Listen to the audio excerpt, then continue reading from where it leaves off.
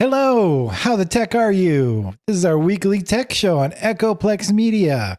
We talk about tech news, science news, any other kind of news that we're interested in talking about. I am historian Matt. I do like to talk about tech stuff and science stuff. I've been talking about security recently, and this week's not going to be much different. I have my first story is Google rolls out passwordless logins with passkeys. I'll talk about what those are and how they work and some of the controversy behind it. And then on my green energy side, which I like to talk about, the EU allows combustion cars only if they use synthetic gas. That's in the future, 2035. They're banning all combustion cars otherwise. So all here. So you with the pink hat. I am HK Perrin. I'm a software engineer, so I usually talk about software engineering news. But this week, I'm stealing a little bit of Matt's thunder, and I'm talking about AI news. StabilityAI released a new open source 7 billion parameter language model for their StableLM AI. So I want to talk a little bit about that and how having a model with only 7 billion parameters compares to like a model like ChatGPT 3, which has more like 160 billion parameters or something like that. So that'll be my segment, and then over to you with the gray hat, the tinfoil hat. Tinfoil hat. This is the best hat. But my segments aren't about this hat. I'm Dave. I'm the producer of this show and all the other shows here at Echoplex Media. Make sure you check those out, or don't. I have two stories, and neither of them are about Elon Musk. One of them is about the Something Awful community scrambling as Imgur. There's an image purge looming. And then we have Discord is moving to more standard handles, and some people don't like it. So those are my stories, and I'm sticking to them. Back to Matt. All right. So my first story, Google rolls out passwordless logins with passkeys. What are passkeys? They are key pairs used to log into various places. And basically what happens is you give a public key to whatever site you're trying to log into, and you keep a private key securely on your device.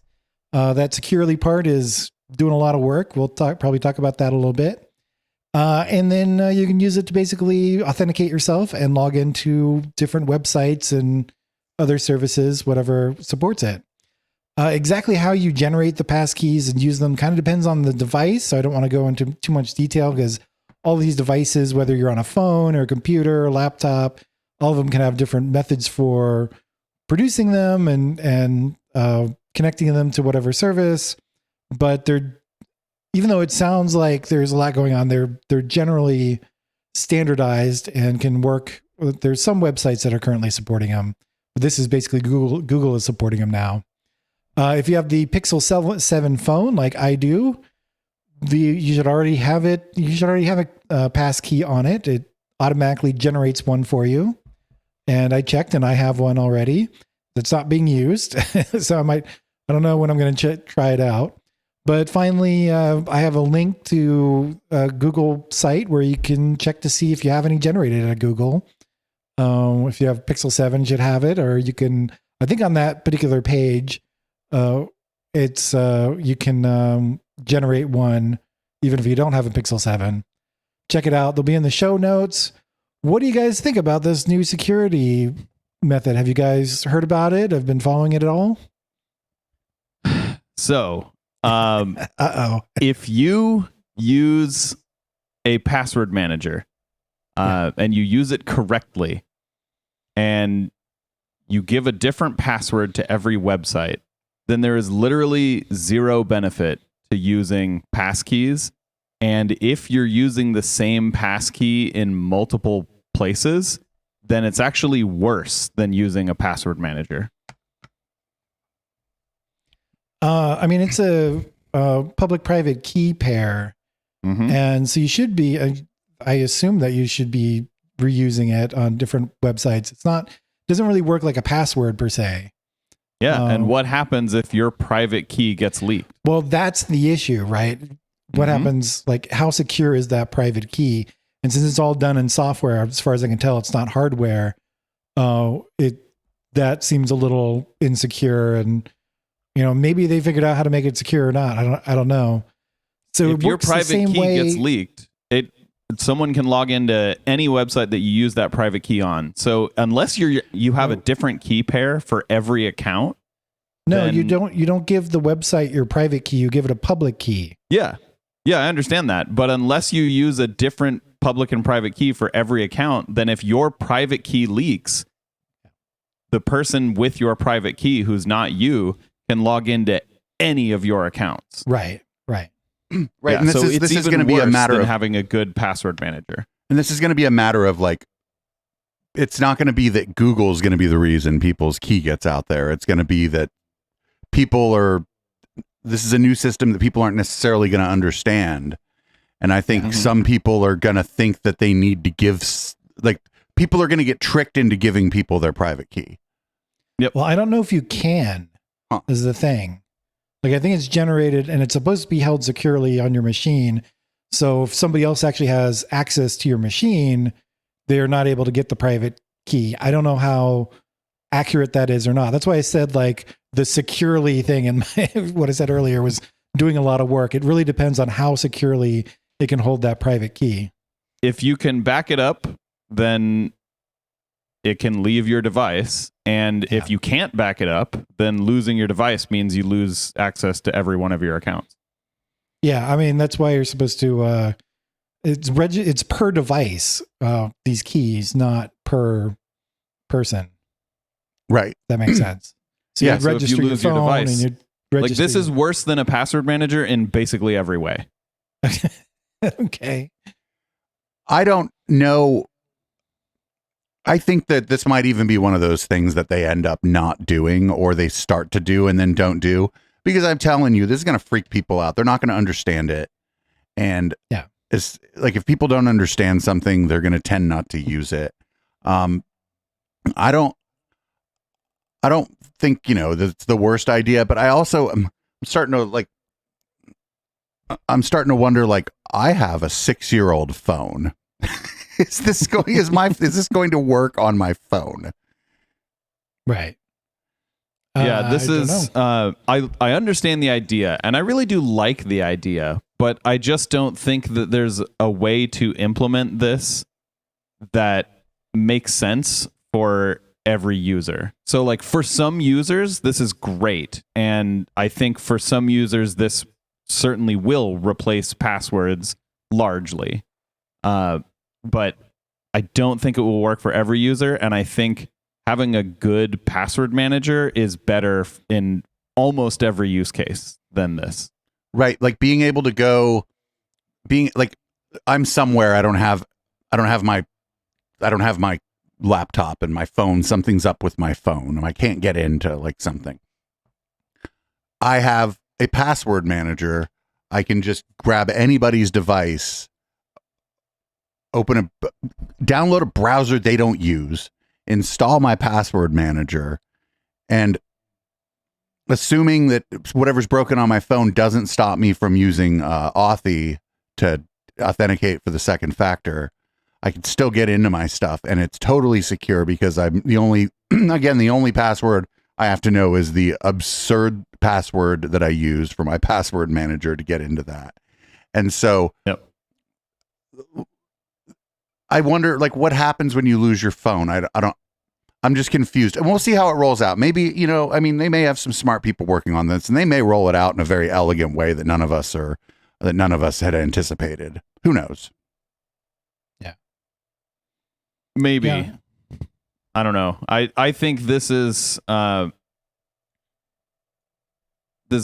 good idea for some use cases. So the fact that they're trying to roll it out to like everyone, I think is the wrong approach.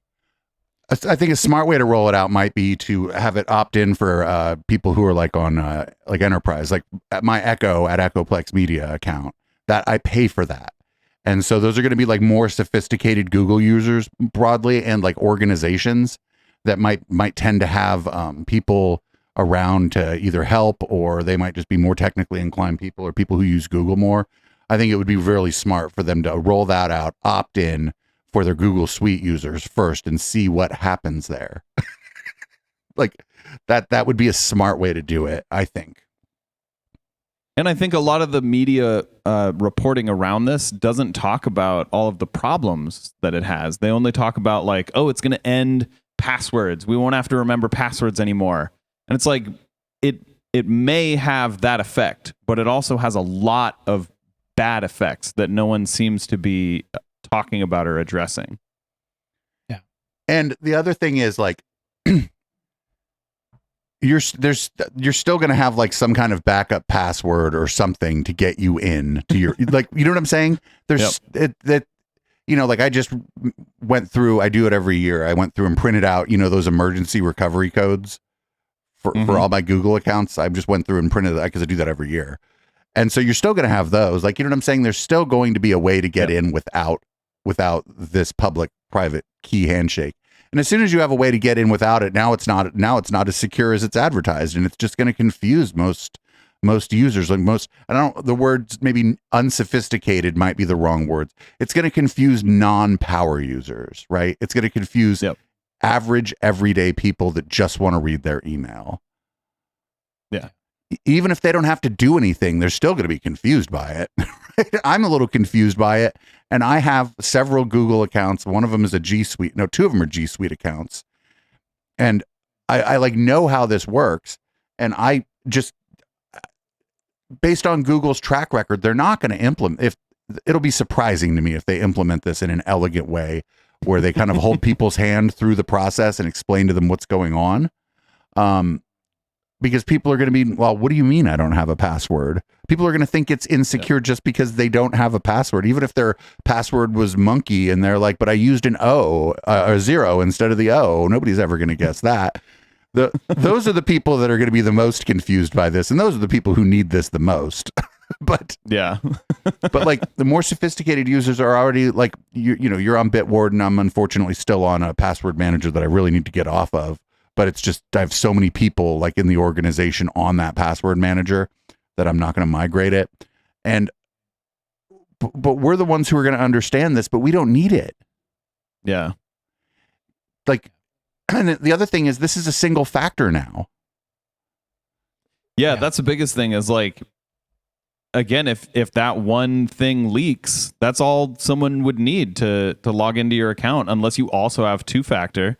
And then if you have two-factor on your account, like this really doesn't give you any benefit at all. Right, because if your phone You're still is punching in a code. If your phone is where the key is, and somebody has your phone, and your phone is also where they're doing the second factor, be it the dumb way through text or via like Authy or Google Authenticator or Bitwarden's Authenticator. Well, they were able to get into your phone to get to your Gmail account. They certainly have access to your authenticator.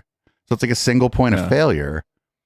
And I mean, I guess because it's not going to ask for a password to send the key, because then it's just a password.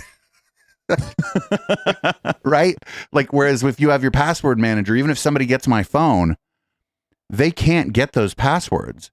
Every time you open my password manager on my phone, it's like, put in the PIN. And then, or for mine, it does Face ID. The issue with password managers is if they get your password to your password manager, you're screwed. But like if they get your private key, you're screwed. Yeah. I don't know. I mean, I'm better Google than Facebook doing this, I guess. Yeah, true. And it would be better Facebook than Twitter doing this, I suppose. Although Elon Musk would be like, Twitter Blue users can use our crappy new authentication system. He'd be like, oh, great, another reason not to give that guy money. We'll see. I'm less skeptical than HK is, but not by much. And Matt, me and HK kind of took over. What's your take on these? Do you think this is a good thing? Because you're the one who presented the story. Maybe your opinion matters here too.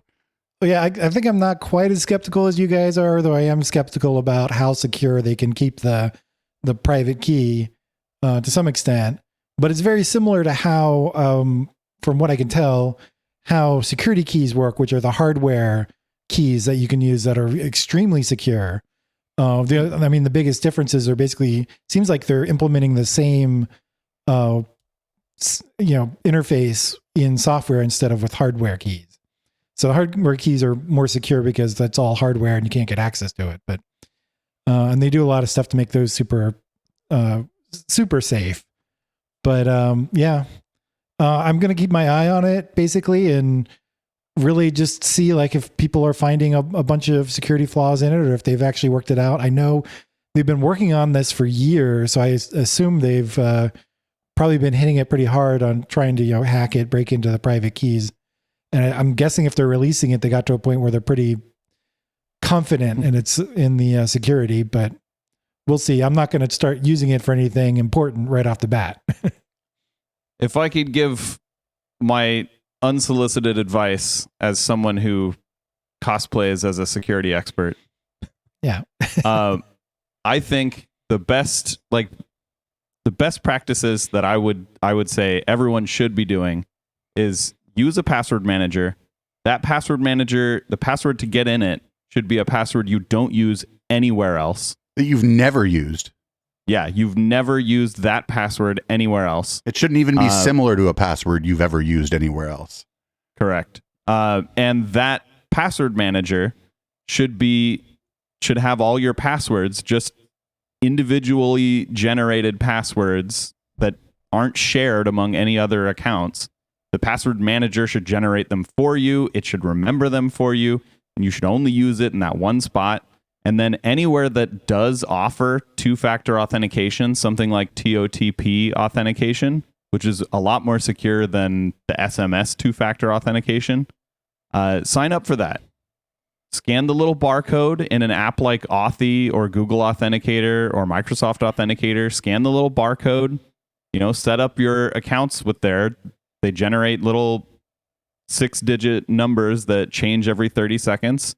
And then with that, you are basically unhackable in terms of like your passwords. So if someone breaks into your password manager, which they shouldn't be able to do because you're not using that password anywhere else, but if someone does, they still don't have your two-factor codes. And if someone gets your two-factor codes, they still don't have your password manager. And if someone gets both, then you're fucking around. So you've been targeted by a state like intelligence organization, and you shouldn't feel too bad about it. Like you've been targeted by a professional. If you know what I'm saying? Yeah. At that point, having passkeys isn't going to help you at that point. Right. And not for nothing, some of the password or some of the password managers offer an authenticator. Use one that is discrete from your password manager. Like if you're using the authenticator, like if you're using LastPass, don't use their authenticator. Use the Google authenticator. Yep. You don't want your password manager to also be your two-factor, because then it's just one factor. I want to throw in there that for your password manager, it'd be nice also if you set up two-factor authentication on your password manager with either Authy, sure, like some authentication, or the gold standard is security key, something like YubiKey to set it up. But they should be set up so that they would only ask you for the second factor if you're logging on from a device it does not recognize or from a location it doesn't recognize. Very nice. And if you ever do get hacked, don't just change your password, but if they offer the ability to revoke all of the current access tokens or the current authentication tokens, do that. Revoke all of your current login tokens, whatever they call them, and then change your password. Do both of those things. Yeah. Well, we'll see how this goes, Matt. What else you got for us? My second topic, which also is another one I think we're going to discuss a little bit about, probably not quite as long, but the EU, European Union, will allow combustion cars if and only if they use synthetic gas in the year 2035, which still is not in my title here. But basically, in the year, to rephrase that, the EU is banning all gas-powered cars by 2035, unless the gas comes from synthetic fuel. Something that's synthetic fuel that's actually generated from captured carbon and green energy. I assume capturing the carbon also uses green energy to capture it. But so I have a linked article in Ars Technica where they talk about it. But basically, and this is from another source as well that I didn't link to, but the math just does not work out for these e-fuels and synthetic fuels. To just go over some of it, the energy losses from generating the green energy just to begin with, so either solar or wind or nuclear, if you're into that sort of thing, there's energy losses there. You don't capture all of the energy. Capturing carbon is, of course, uses energy to, recapture all the CO2 that's being released into the air, either directly from the air or from sources like, coal powered generators or wherever else, gas generators or whatever. Then you got to take all that and use energy to convert that carbon into some sort of fuel, gas or, gasoline or natural gas or whatever you want to do it. And then finally, there's final energy losses in the actual engine. A internal combustion engine is, I think, at max 40% efficient. So 40% of the energy, the chemical energy that's in the gas, is actually turned into forward momentum in your car, basically. So all that combined together, again, this is not in this article, but I heard it from somewhere else. I couldn't find a good source for it to link to, but I did hear this from a different source at some point. But the synthetic gas, the synthetic gasoline, may cost as much as 10 times the price of current gasoline that's generated from fossil fuel. So what do you guys think about e-gas, e-fuels, and do you think they're going anywhere? Pun intended. It sounds like there's a whole lot of downsides and only one upside. Yeah, the only upside is we already have gas cars, so you don't have to change the cars. Yep. I guess there's also the upside of refueling is fast compared to charging. That's but true. Even that, a fast charger takes 18 minutes compared to 5 minutes to. Yeah, I usually count 20 to 30 minutes when I'm stopping at a fast Tesla charger. Yeah, it seems like there's a way more downsides. So this is a ban on the production, right? They're not going to come take your old Volkswagen GTI from you. On the sales of new internal combustion vehicles, unless you basically promise that you're going to use e-fuels only. And of course, they're not going to. How do they actually test that or not? It's what they've done is allowed a loophole in the law to allow car manufacturers to continue to sell internal combustion cars. It sounds like wouldn't it be better to just ban the sale of gasoline? I think so, and that might be part of it. They might be banning the fossil fuel generated gasoline at the same time. I assume that's they would want to do. Yeah, it sounds like I can't imagine they aren't also doing that. Yeah. Well, I mean, I think it would be more of a phase out of fossil fuel gasoline because people are still going to have cars, and people are still going to have their old car. So it's not like everybody can just afford to go buy a brand new car that runs on whatever this new gasoline is. Or some people really like their old car. People collect cars, so.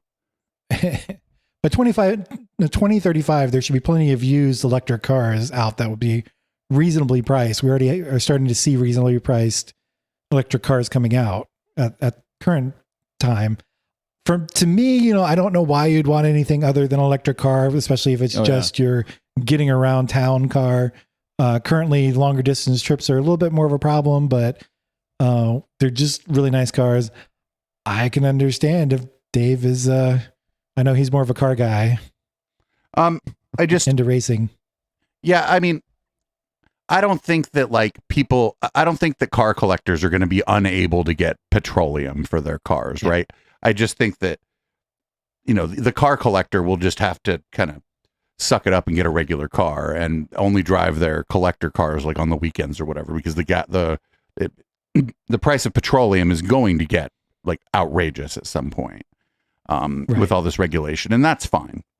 I don't see a problem here, and I don't think anybody's going to use whatever kind of gas they're suggesting here. It sounds like they're just carving this. Sounds like they're just carving this out for the auto manufacturers, actually, so that so they can still build. So basically, people can cheat. I think that's what they're doing. Yeah, but I agree with you. I don't think there's any reason to buy a gas car. Except for maybe if you tend to drive in areas that are like extremely remote, then you might need a gas car. But other than that, like very specific scenario, an electric car is the more reasonable choice, I would think, for almost everyone, right? Yeah. I think well, right now, there's a number of electric trucks out, but nothing's like reasonably priced yet. So I can understand people not jumping on the electric truck bandwagon yet. Same thing with some of the bigger SUVs, smaller crossover SUVs, which is basically what I have. They work great. Still, and electric cars in general are still a little expensive, but they've been coming down in price rapidly recently. So it makes a lot more sense. The biggest owning an electric car, I can tell you the biggest issue is long distance trips, just managing your range, right? Range anxiety is a thing. But holy shit, are electric cars fun to drive. My friend let me drive his yesterday, and wow, like the amount of power. I forget what he has. I think it's like an electric Mustang. Oh, is it the Mach-E Mustang? I'm not sure, but it had a mode called unbridled, and he was like, let me push that and then step on the gas. And I stepped on the gas, and it was just like, we were just flying down the freeway instantly. Yeah. It was incredible. The amount of power that thing has, and the fact that it does that while being almost completely silent is absolutely incredible. Yeah. And it's so fun to drive. He showed me it's got actually two modes. It's got like it's called one pedal driving mode, which essentially when you take your foot off the gas, it will put the brakes on for you. Yeah, it's a regenerative brakes, to be specific. I drive mine in one pedal mode all the time. Okay, yeah, that I found strange because it takes some getting used to. A gas car will do that, but apparently electric cars don't do that because they don't have that sort of like engine braking built in. Right. So they'll just kind of coast without that mode. Yeah. Well, we'll see what happens here. This is a ways off, and this is the EU. Yep. What do you got for us this week, HK? All right. So this week I have a story about StabilityAI. If you're unfamiliar with them, they are the people who put out Stable Diffusion. Recently, they released a new AI platform called StableLM, and as part of that project, they put out 2 pre-trained models. They're releasing these as open source, so anyone can take these models and use them. Even for commercial purposes for free. And they can train on top of them. One is a 3 billion parameter and one is a 7 billion parameter model. And essentially what that means is inside the model, it's got a bunch of things with weights that determine kind of what the model understands, or at least how much the model can understand things. And the more of these parameters you have, the more the model is able to really kind of think. I want to be careful with the words that I'm using because it doesn't think like a human thinks. but it does have something that resembles thought. And the more of these parameters you give it, the more of that it has. So there was a recently released thing called Llama from Meta, the company that makes Facebook. And that model was kind of accidentally released. It wasn't really supposed to be released. So this is similar to that. Llama is a 7 billion parameter model. This is also a 7 billion parameter model. But this model is, I tested it, and it seems to be a little bit better than Llama. And also, it's open source, so you can download and use it for whatever you want. Unlike Llama, you're not really supposed to download it. You can, but you're not really supposed to. And there is also, based on Stanford's Alpaca, which is an instruction model, which is similar to what ChatGPT is. If you go on ChatGPT and you tell it, like, tell me a story about a guy in a boat, that is the form of like an instruction model where you're telling the machine what to do, and then the machine makes a response trying to follow that instruction.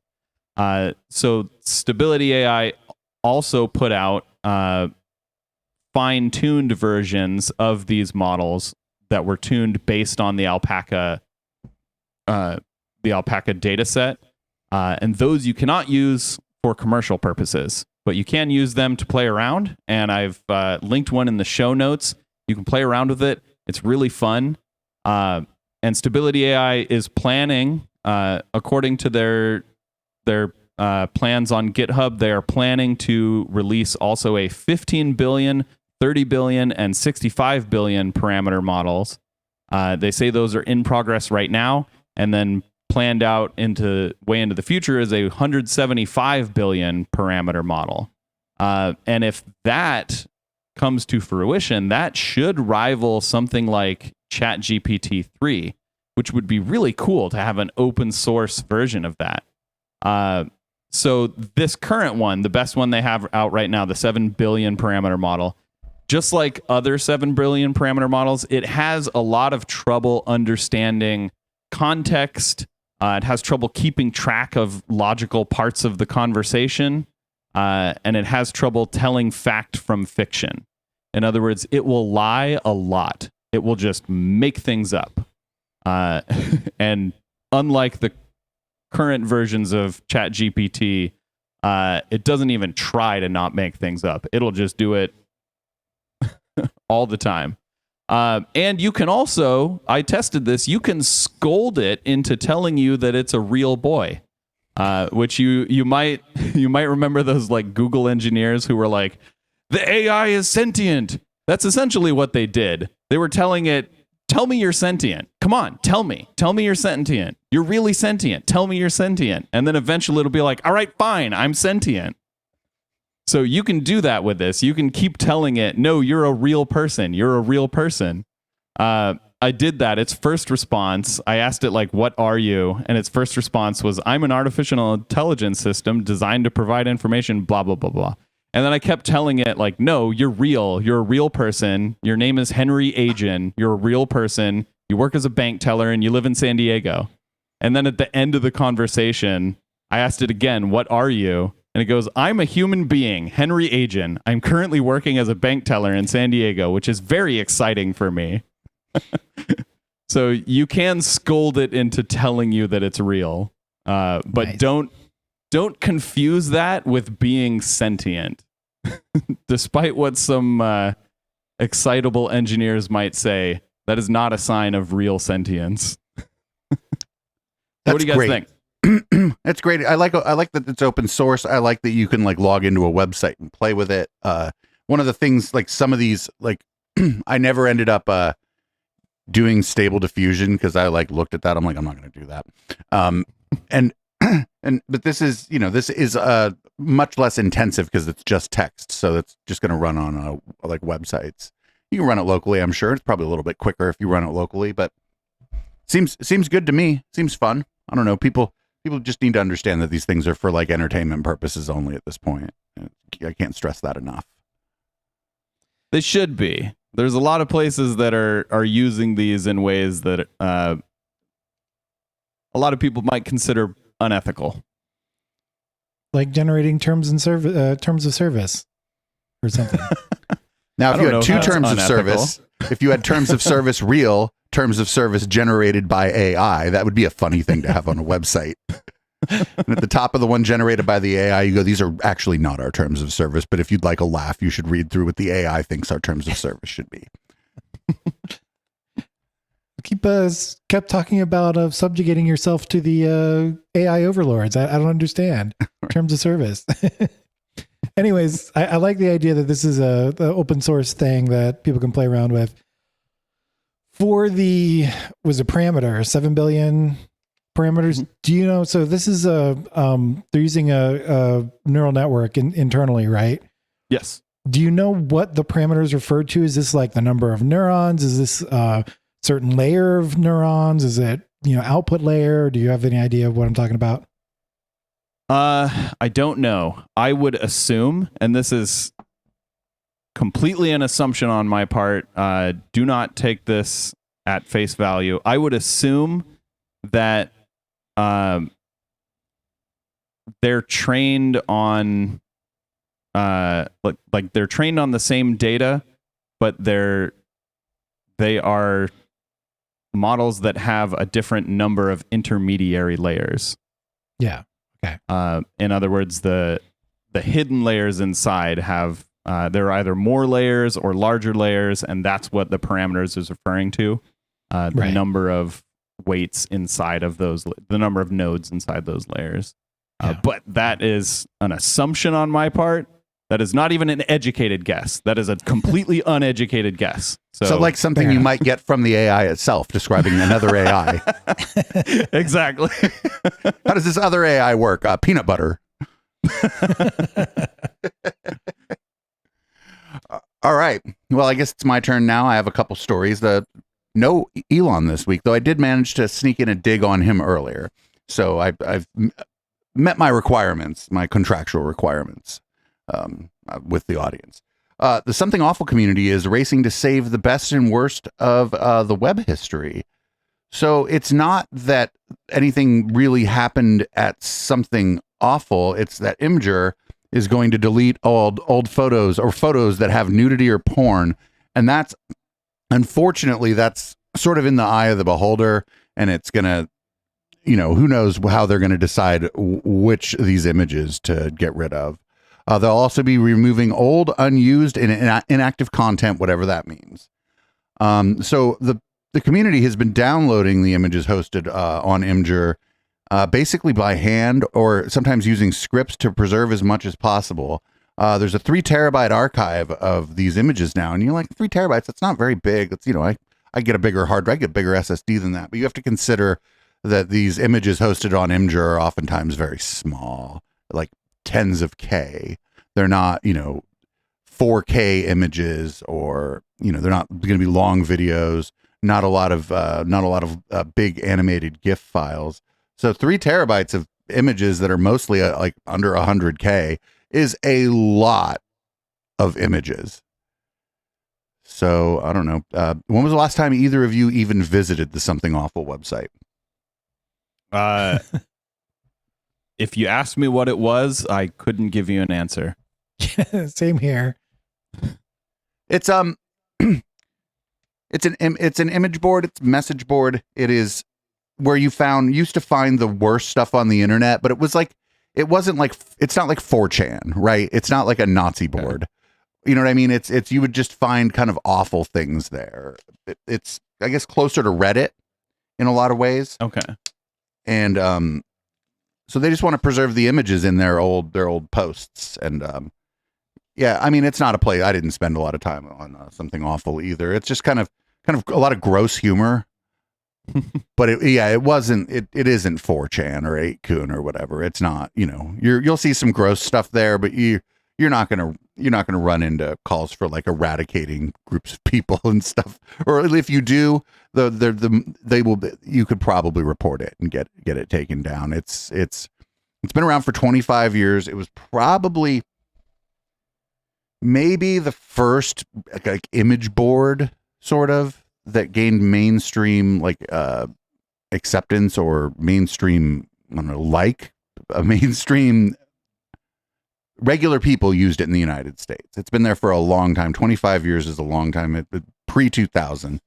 And I can't remember the last time I was on there. It might have been like 15 or 20 years ago, the last time I visited that. I mean, I may have like clicked a link to it at some point after that, but I don't recall. You know what I'm saying?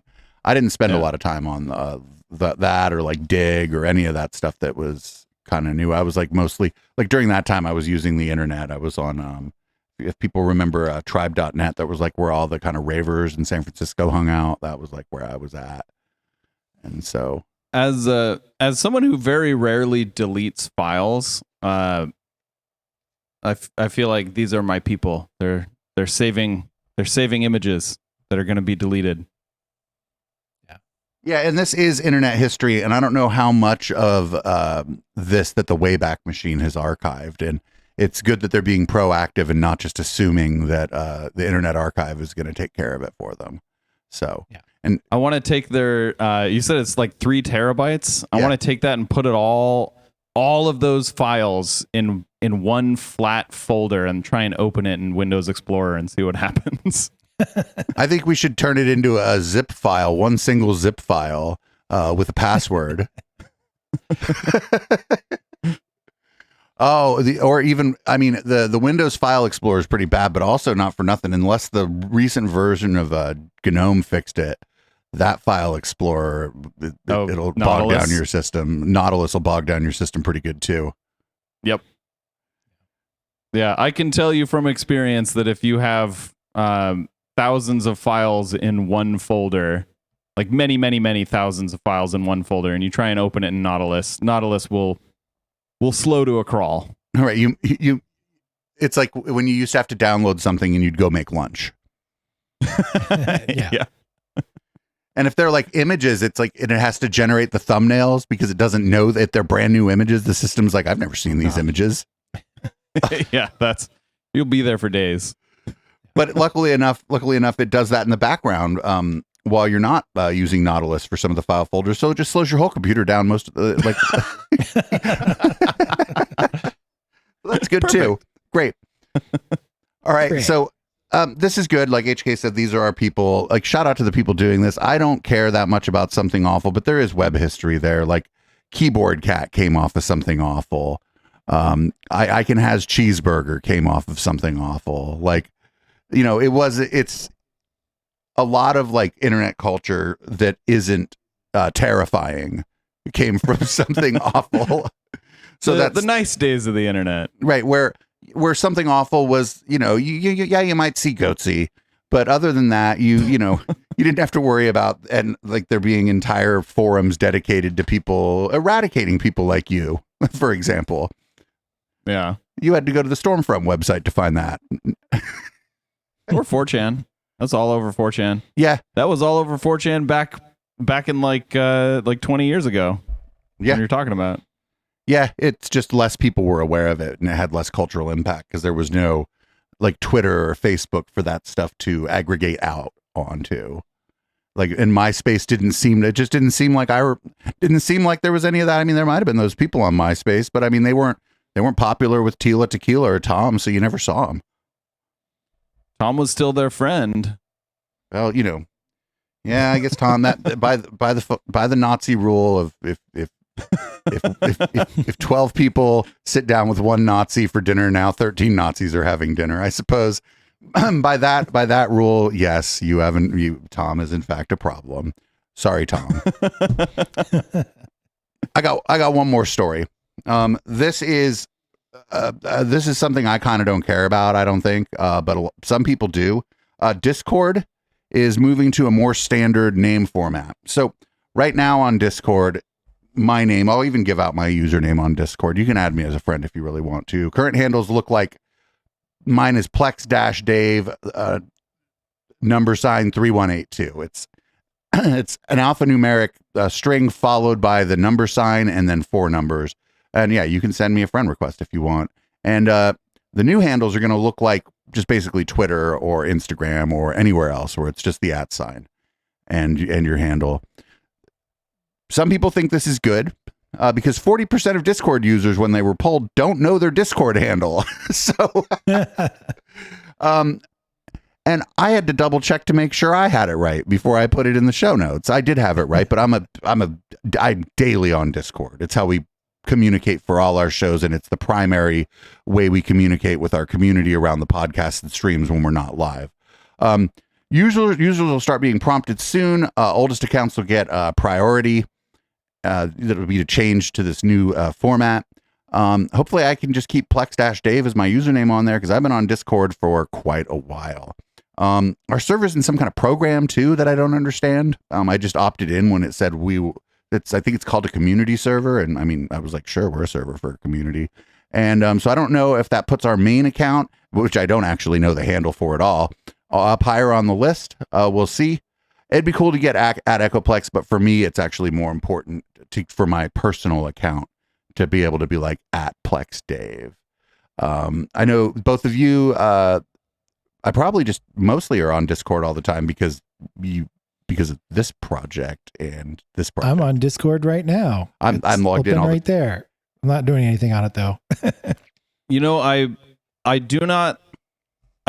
I don't like the way Discord handles usernames right now with the numbers. I've always found that a little weird, and I assumed that the reason that they were doing it was to like try and avoid collisions, right? So like two people could have the same username. Well, like 10,000 people could have the same username before there would be a collision, right? So the likelihood of if you change your username, the likelihood that there would be a collision would be very small, which is nice. But yeah, I think this is better doing just the handle. But I also think that your Discord handle should be configurable per server.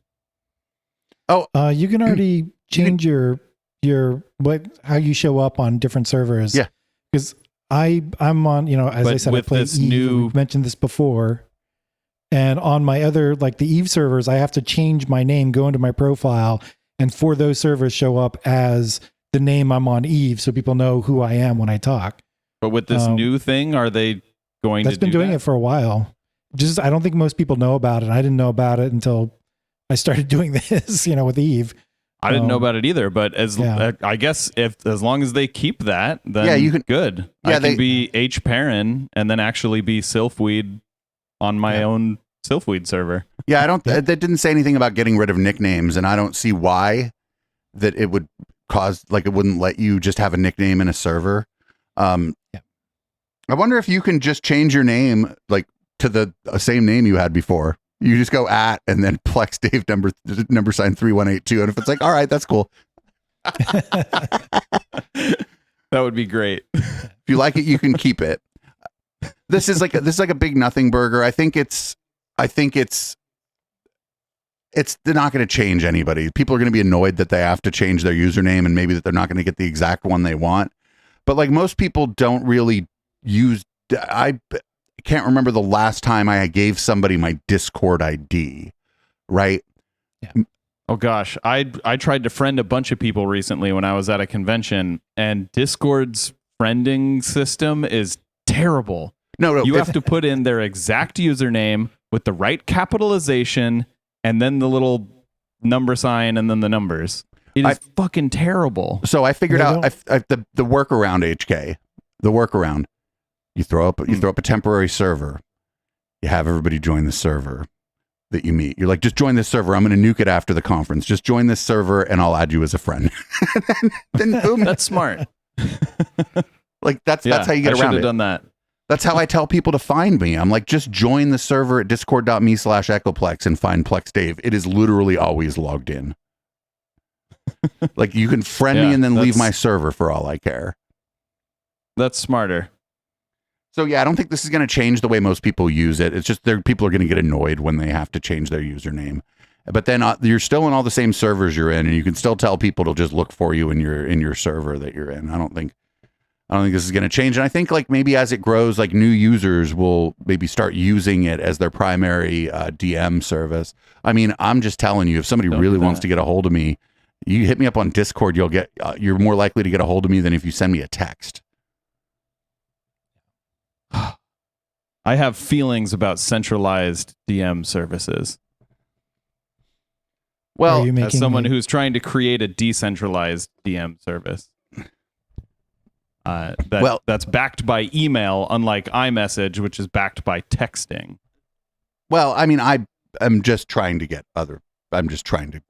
people to add me in a place where I will see the message on my computer without having to use KDE Connect's weird text thing, which sucks. So, yeah, I don't think this is a big deal, but I do think people are going to complain about it, even though it's not going to affect them in any way. People are going to complain that it asked them to do anything. Yep. And I guess that's just the way it is. I don't know. Is this going to cause either of you to stop using Discord? No. In fact, I'd like this change. It's certainly new users will understand this a lot better. Yep. I got like 3 usernames that I could use. If none of them are available, then maybe I won't like this change so much. I've had to, it's like people that sign up for Discord, and I'm like, how do I add you? And they give me the name, and I'm like, no, you have to actually find the username. There's a number sign and 4 digits after it, and people are like, what are you talking about? They've like tried to make it easy too. It's like when you go out of your profile, there's a place where you can just copy your username and send it to somebody. But then like people have to know where that is. And they're like, what do you mean copy the username? It's right there. I just gave it to you. Why do I have to copy it? I just told you what it is. Like, but yeah, I don't care. Discord, I think the way most people use it is they're in one, or in my case, dozens of servers. I barely even check my own server. I'm going to be honest. I spend most of my time now on the fourth wall server. I love it. That's like the most wholesome place on Discord. Anyway, I guess that's the show. HK, since you haven't been here for a while, guess what you get to do this week? All right. Well, this has been How the Tech Are You? This is our weekly tech show that we put out on YouTube.